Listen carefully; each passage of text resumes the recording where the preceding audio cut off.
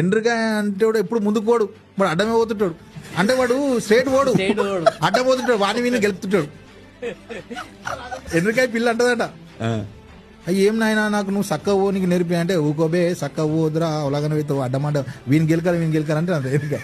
ప్రపంచ దేశాలు అంతా పోటీలు పెట్టిరు, మీ దేశం నుంచి ఏ గొప్పతనం ఉండదో అది మీరు పార్సల్ చేసి పంపించమని చెప్తారు. అన్ని దేశాల నుంచి ఒక్కొక్క వాళ్ళ దేశ సంపదని పంపించారు. అయితే మన ఇండియాకైనా కూడా పోయింది, అది వితౌట్ ప్యాకింగ్ పోయింది. అరే ఏంది ఇండియా నుంచి వచ్చింది, దీనికి వితౌట్ ప్యాకింగ్ వచ్చింది. ఇంటర్నేషనల్ మీడియాస్ అన్ని పోయి చూస్తున్నాడు, ఏమే అందులో పోతే అందులో ఎండ్రికాయలు ఉన్నాయి.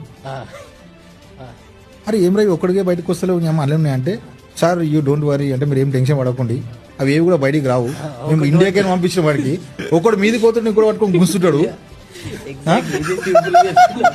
మీరు ఏం టెన్షన్ పడకుండా సార్ అవి ఎక్కడ పోవు, అవి ఎవరిని కట్ చేయాలని ఒకటి మీది పోతుంటే కిందికి ఒకటి పట్టుకొని గుంస్తుంటాడు.